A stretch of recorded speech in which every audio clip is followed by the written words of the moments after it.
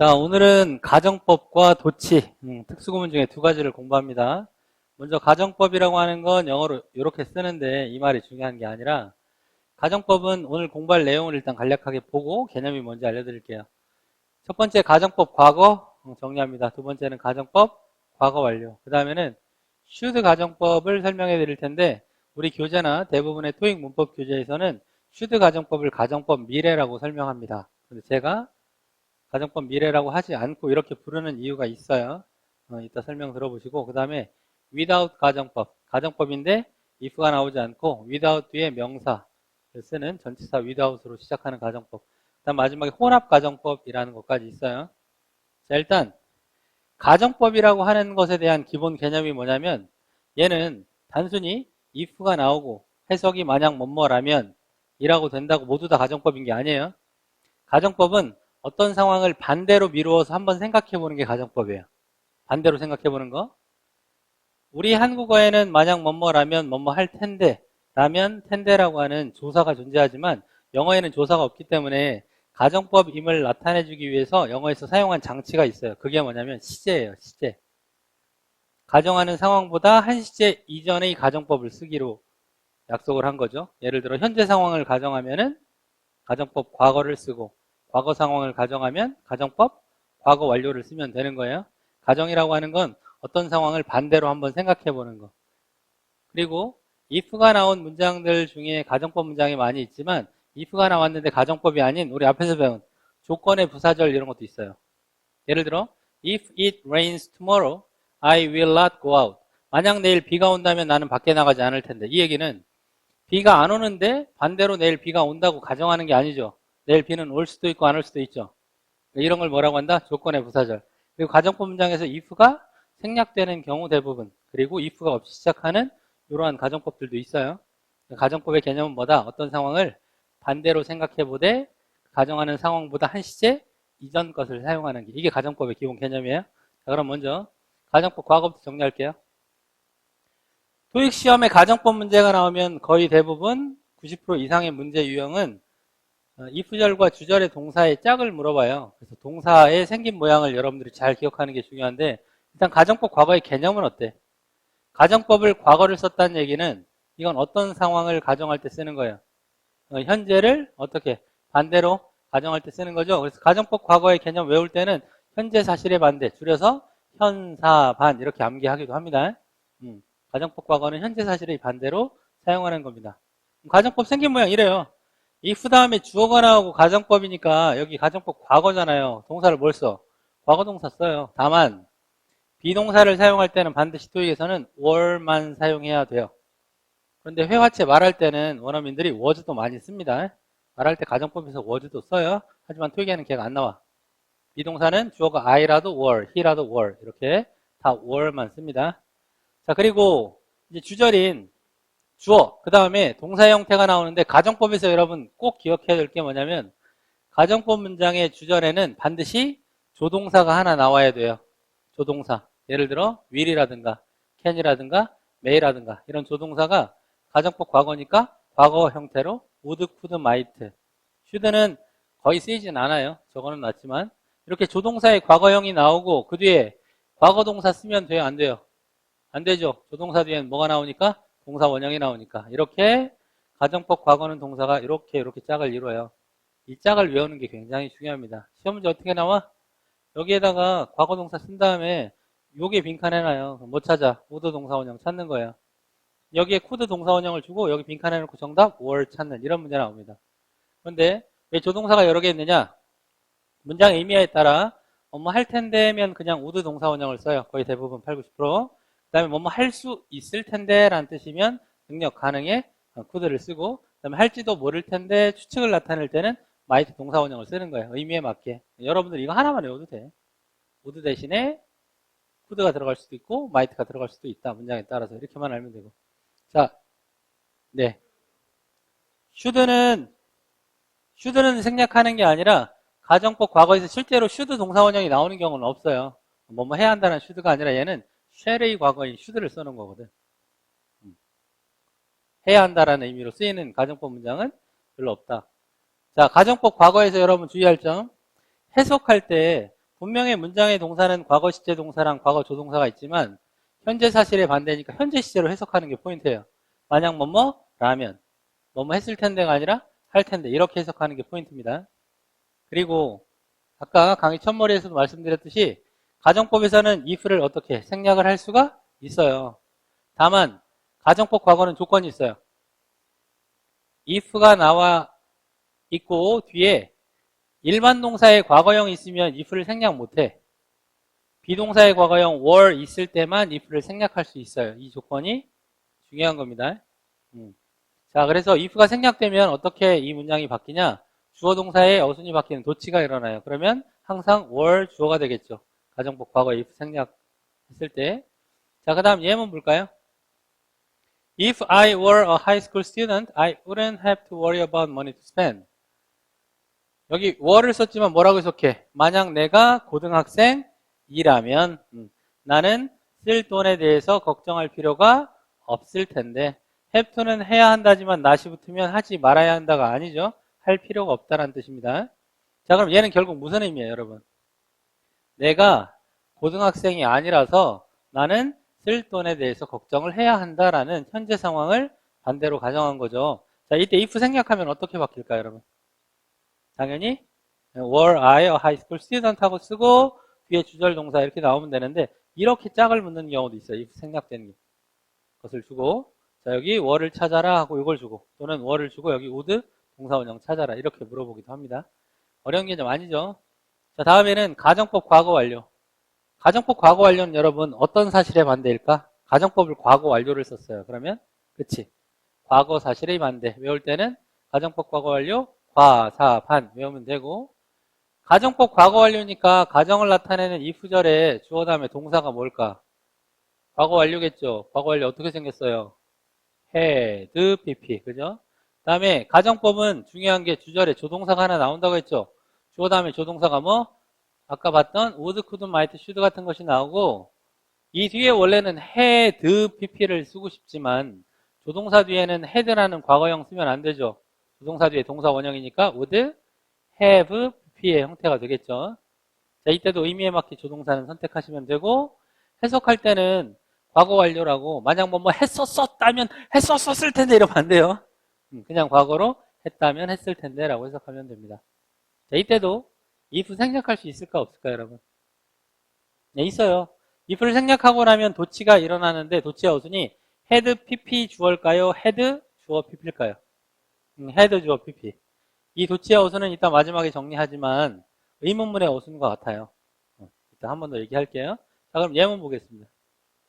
If they had been wealthy enough to buy a new house, they wouldn't have applied for a loan. 자, wealthy는 rich란 뜻이죠. 부유한. 만약에 그들이 새 집을 살 정도로 충분히 부유했다면 그들은 대출을 신청하지 않았을 텐데. 자, 이 문장의 원래 이 문장이 가지는 의미가 뭐예요? 그들이 새 집을 살 정도로 부유하지 않아서 과거에 부유하지 않아서 대출을 신청했다라는 얘기죠. 그 내용을 반대로 가정한 거. 이때 if 생략하면 어떻게 된다고요, 여러분?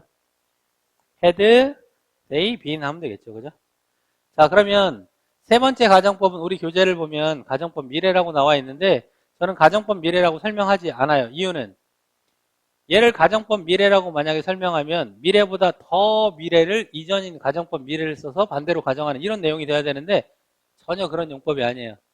should 가정법이라고 하는 건 사용하는 게 어떤 사실의 반대가 아니라 두 가지 경우에 쓰는데 첫 번째, 실현 가능성이 희박하거나 두 번째는 토익이라는 비즈니스 상황에서 공손하게 표현하고자 할 때 써요. 얘는 어떤 사실의 반대의 개념이 아니라서 제가 이 배경도 완전히 다르게 이렇게 가정법 과거, 과거 완료랑 다르게 설명하는 겁니다. 자, 그러면 제목을 제가 should 가정법이라고 했으니까 가정하는 if절에 뭐가 나올까? 주어 다음에 당연히 should가 나오겠죠? should 동사 원형 써요. if 주어 should 동사 원형. 그 다음에 주절은 자, 이 should 가정법은 여러분 뒤에 주절에 주어 다음에 조동사가 나와야 되는데 조동사가 현재형인 will, can, may를 써도 되고 과거인 would, could, might를 써도 돼. 그리고 뒤에 동사 원형 나오는데 should가 없이 그냥 여기 현재 동사 쓰고 will 동사 원형 오면 조건의 부사절과 내용이 비슷해요. 얘는 가정의 의미가 아니야. 알겠어요? should 동사 원형이 올 때 이 should를 뭐라고 해석하냐면 should를 해야 한다라고 해석하는 게 아니에요. should 가정법의 should는 혹시라고 해석하는 거예요. 실현 가능성이 희박하니까. 근데 동사의 짝이 이렇게 실현 가능성이 희박할 때는 should 동사 원형하고 주절에 will 동사 원형이나 would 동사 원형의 형태를 쓰는데 이건 말고 공손하게 표현하고자 할 때는 이렇게도 써요. should를 쓰고 이 구절에 혹시 뭐뭐라면 please 동사 원형의 형태로 명령문을 씁니다. 뭐뭐 해 주십시오. 이런 식으로. 이 해석이 어떻게 돼요? 주어가 혹시 뭐뭐라면 뭐뭐 할 텐데 그 밑에 있는 건 혹시 뭐뭐라면 뭐뭐 해 주십시오. should 가정법의 should는 해야 한다는 뜻 아니에요. 혹시라고 해석해도 되고 굳이 해석 안 해도 상관없어. 실현 가능성이 희박하다는 거 나타내주는 거. 자, 이때도 if를 생략할 수 있습니다. 생략하면 어떻게 도치가 일어날까요? 그치. 의문문의 어순으로 should 주어 동사 원형이 돼요. 여기 예문 각각 두 가지 형태가 있으니까 두 개의 예문 볼게요. If my family should emigrate to South Africa from this country, I couldn't get a nice job there. 그러면 emigrate이라고 하는 단어가 무슨 뜻? 예, 이주하다, 이민 가다요. 만약에 나의 가족이 혹시 이 나라에서 남아프리카로 이민을 간다면 나는 거기서 좋은 일자리를 얻을 수 없을 텐데 이런 말이죠. 근데 여러분 생각을 해봐. 우리나라보다 경제적으로 굉장히 못 사는 나라들이 대부분인 남아프리카로 여러분들이 이민 갈 일이 얼마나 있겠어, 그죠? 실현 가능성이 희박해서 쓴 예문이고요. 이때 if를 생략하면 어떻게 바뀔까? should, 그쵸? My family emigrate 이렇게 쓰면 돼요. 내용 똑같고 이때도 이렇게 동사의 짝을 묶기도 하고 얘랑 이 동사의 짝을 묶기도 해요. 이렇게 된 거. 그 다음에는 두 번째 예문. If any of you should have a question about the new dress code, please don't hesitate to ask me. 드레스 코드라고 하는 건 복장 규정입니다. 코드가 규정, 규약, 규율 이런 뜻이 있는데 여기선 복장 규정. 자, 혹시란 뜻이죠. 여기 any of you는 여러분들 중에 어떤 사람이라도. 자, 여러분들 중에 어떤 사람이라도 혹시 새로운 복장 규정에 관한 질문이 있으시다면 저에게 물어보는 걸 주저하지 마세요. 망설이지 마세요. 주저없이 물어보십시오. 이렇게 기억하면 되겠죠. 자, 이때도 if를 생략할 수 있는데 그럼 어떻게 바뀌어요? should any of you have 하고 쓰면 되겠죠. 이렇게 또 동사의 짝을 물어보는 가정법 문제도 출제가 됩니다. 기본 개념이 이렇게 세 개예요. 가정법 과거, 과거 완료, should 가정법. 가정법 미래라고 하지 말고 왜 어떤 사실의 반대가 아니니까. 그 다음에는 without 가정법이라고 해서 여러분 가정법은 항상 if가 나와야만 되는 거 아니라고 그랬죠. if가 나오지 않고 전치사 without과 함께 뒤에 명사를 쓰면 얘가 if절의 의미를 가질 수 있어요. 가능한 형태가 일단 전치사는 세 개가 있습니다. without 뒤에 명사, 그 다음에 without과 같은 의미의 but for라는 전치사가 또 있어요. but for 명사. 그 다음에 이거 뭐라고 읽을까요, 여러분? 뭐라고 읽을 것 같아요? bearing 아니에요. R이 두 개잖아. 그러니까 barring이라고 읽는 거예요. barring 명사. 얘네 세 개가 없다면이라고 하는 전치사입니다. 뒤에 명사가 나오고 그런데 이 표현과 같은 의미가 되게 절의 형태를 사용할 수 있어요. 명사와 함께 쓰는 절이 어떻게 되냐면 if it were not for 명사라는 표현이 있습니다. 이거 중고등학교 때 많이 외워본 적 있을 거예요. 얘도 해석이 뭐뭐가 없다면인데 이때도 if를 생략할 수 있을까 없을까 여러분? 있어요. 그럼 어떻게 돼? were it not for 명사 이렇게 써도 되고 또 토익이 좋아하는 건 어떤 거 있냐면 이 중에 중요한 의미를 담고 있는 단어만 남겨두고 나머지를 싹 다 생략해. 어떻게? 제일 중요한 거 가정법을 나타내주는 if 그 다음에 부정의 의미 not 그 다음에 전치사 for 하고 명사를 써서 if not for 명사 이렇게만 줄여 쓰기도 해요.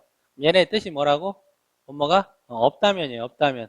뒤에 뭐가 나올 때? 가정법 과거가 나올 때 이렇게 부동사의 과거형 더하기 동사원형 나오면 없다면이라고 해석하는데 이유가 뭘까? 여기에 가정법 과거가 나오면 현재 사실 반대니까요. 없었다면이 아니라 여기 과거동사 있어도 뭐라고 해석하는 거예요? 현재로? 없다면이라고 해석하는 겁니다. 알겠죠? 여기가 가정법 과거면 현재 사실 반대잖아요. 여기도 현재로 해석하는 겁니다. 자, 예문 Were it not for our dedicated effort to develop an innovative design, we couldn't finish this project. 무슨 말이야? 그치. 뭐 할? 혁신적인 디자인을 개발할 우리의 헌신적인 노력이 없다면 우리는 이 프로젝트를 끝마칠 수 없을 텐데. 헌신적인 노력이 있어서 프로젝트를 끝마칠 수 있다는 얘기죠. 예. 자, 그 다음에는 without 가정법 이런 형태로 쓸 수 있어요. without 뒤에 명사, but for 명사, borrowing 명사는 똑같아. 왜? 전치사는 시제를 표현할 수 없으니까. 그런데 if it were에서 were라는 과거 동사를 과거 완료로 바꾸면 if it had not been for 명사가 되고, 이때도 if를 생략하면 had it not been for 명사가 되고, 이때도 중요한 말 놔두고 다 생략하면 if not for 명사가 또 있어요. 근데 이러한 가정법의 if를 대신하는 표현과 함께 가정법 과거 완료의 형태가 나온다면, 얘를 뭐라고 해석해? 과거사실 반대니까 없다면이 아니라 없었다면, 이 명사가 없었다면 이렇게 해석하는 거예요. 자, 예문 볼게요. Without your professional help, I couldn't have passed the entrance exam for Harvard University. 당신의 전문적인 도움이 없었다면 나는 하버드 대학교 입학시험에 합격할 수 없었을 텐데. 즉, 당신이 과거에 전문적으로 나를 도와줘서 내가 하버드 입학시험에 합격할 수 있었다란 말이죠. 반대로 가정했을 때 이렇게 if가 사용되지 않는 가정법, without 가정법이라는 게 있다. 자, 잘 기억하고 있죠? 자, 다음에는 혼합가정법. 가정법의 마지막입니다.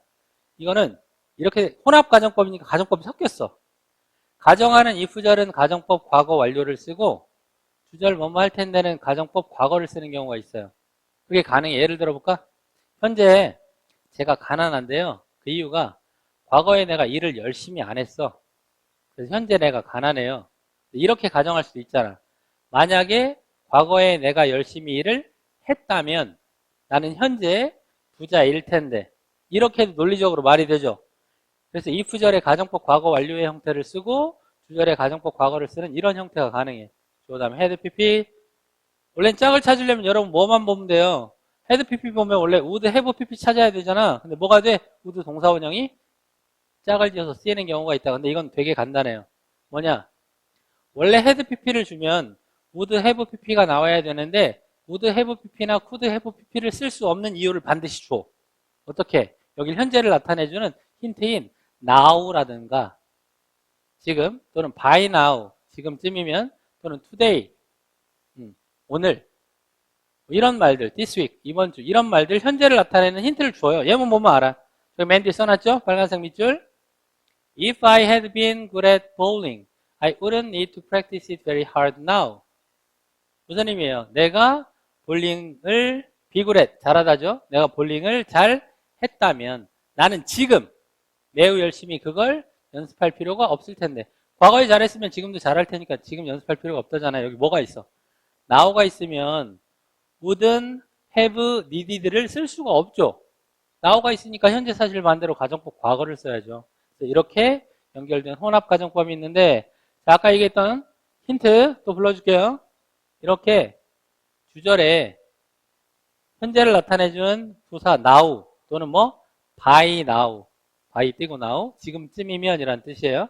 by now 또는 today 이런 말들 또는 this week 이런 말들이 있어서 현재를 나타내주는 경우에는 저기 절대로 가정법 과거 완료를 쓸 수가 없습니다. 이런 문제가 가끔 나와요. 자, 이렇게 해서 가정법은 다 마쳤고 그 다음에 우리 도치 한번 해볼까요? 오늘 수업 내용이 두 가지. 두 번째는 도치. 여러분 도치하면 뭐가 생각납니까? 도치. 도치. 도치? 둘리 친구? 그냥 또 치고, 예. 도치면 뭐 고슴? 아, 그런 거 생각나면 안 돼요. 도치라고 하는 거는 주어와 동사의 순서가 바뀐 게 도치죠. 근데 이 도치 구문을 사용하는 이유를 알아야 돼. 왜 그럼 도치를 쓰냐? 왜 굳이 앞에 있는 주어를 뒤로 보내고 동사를 앞에 가져다 놓느냐? 이유가 뭐냐면 어떤 말을 강조하기 위해 문장의 맨 앞에 쓰면 도치가 일어나는데 그 종류가 튀게 나오는 게 먼저 보어 도치. 보어를 강조하려고 문장의 맨 앞에 쓰면 원래 있던 문장의 어순이 그대로 쓰이는 게 아니라 주어 동사의 순서가 바뀌어요. 두 번째는 부정어 도치. 긍정문이 아닌 부정문이야. 이 부정의 뜻이 굉장히 중요해서 부정어를 문장의 맨 앞에 쓰잖아요. 그럼 역시 뒤에 도치가 일어나. 세 번째, 여기는 only 도치라고 썼지만 only 도치가 아니라 only 부사 도치라고 외워야 됩니다. 무슨 얘기냐? only 한 단어만 문장의 맨 앞에 나가면 안 되고 only 더하기 부사. 최소한 only 더하기 부사한 단어, 부사구, 부사절이 문장의 맨 앞에 나가야 뒤에 도치된 문장이 나올 수 있다는 거예요. 그 다음에 마지막에 소도치라는 게 있는데 이거는 조건이 있어요. 앞에 있는 문장과 뒤에 있는 문장, 네, 앞에 있는 문장과 뒤에 있는 문장의 내용이 똑같을 때 쓰는 게 소도치예요. 우리 이거 들어봤잖아. 나도 그래 그러면 뭐예요? So am I, so do I. 그죠? 이렇게 앞에 문장이 하나 있고 주어만 다르고 동사 이후의 내용이 똑같을 때 쓰는 게 소도치인데요. 얘는 긍정문일 때 사용하고 부정문일 때는 또 사용하는 게 다른 게 있어요. 자, 정리해 볼게요. 자, 먼저 보어도치. 여기 제가 써놓은 말 이거 읽어보세요. 도치 왜 쓴다고? 강조하고자 하는 말을 문장의 맨 앞에 쓰면 그때 뒤에 도치가 일어나요. 도치.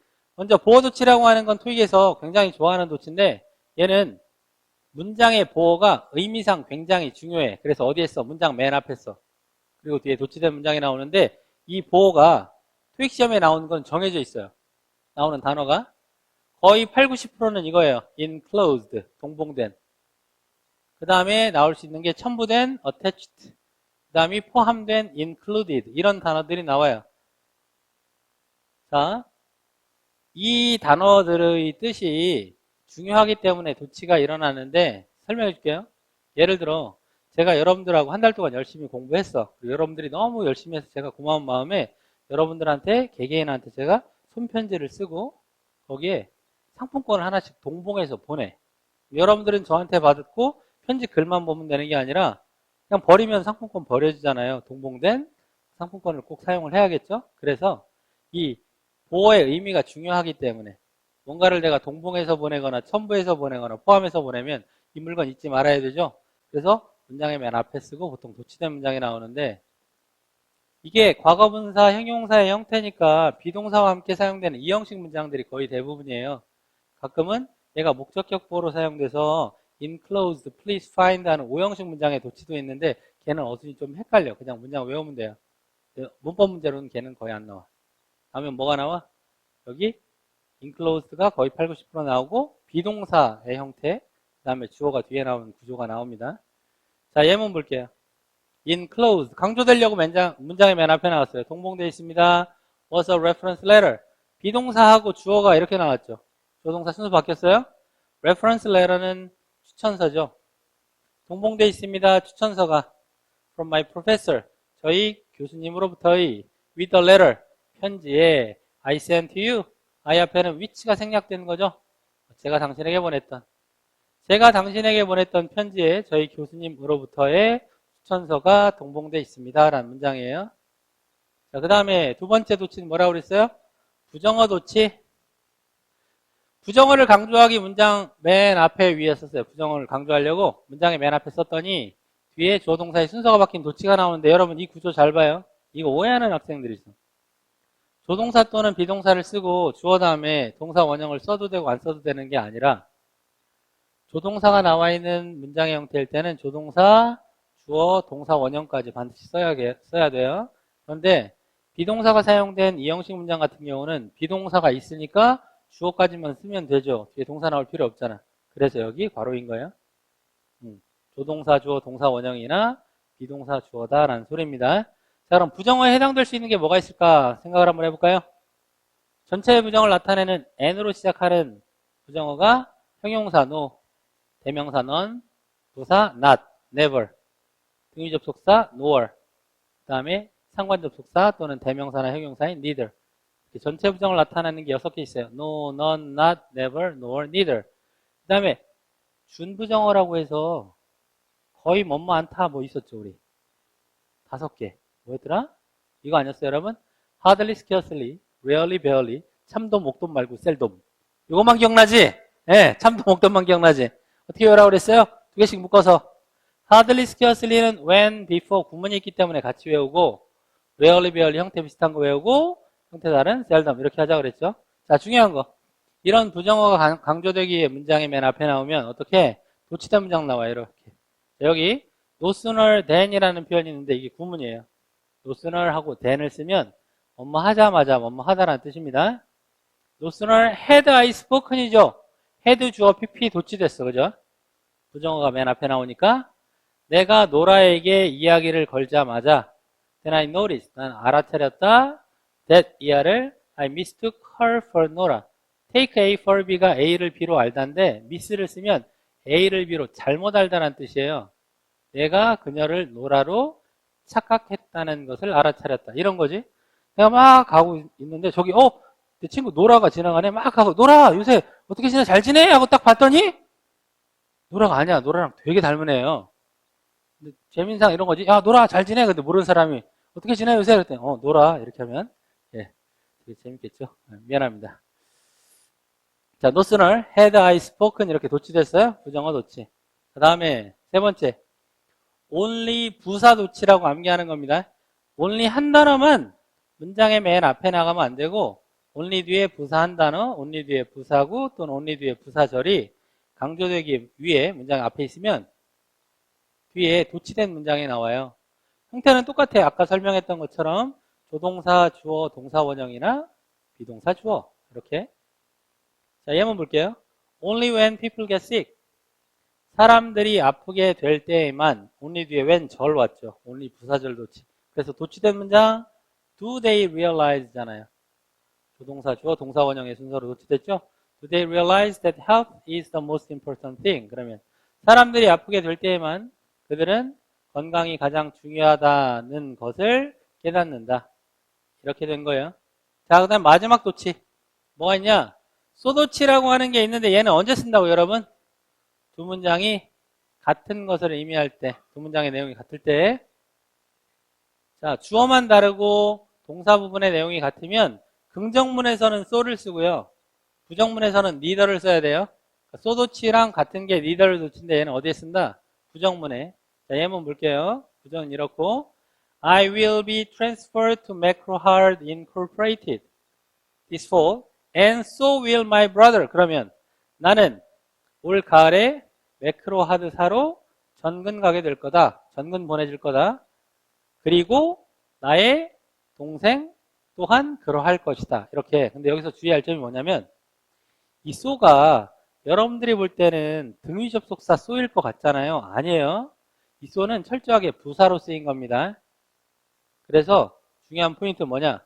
소도치나 니덜 도치를 쓸 때는 문장이 연결되기 위해서는 반드시 접속사가 여기 두 문장 사이에 아니면 여기에 커마가 있고 앞문장 앞에 접속사가 있을 때만 쓸 수 있는 거예요.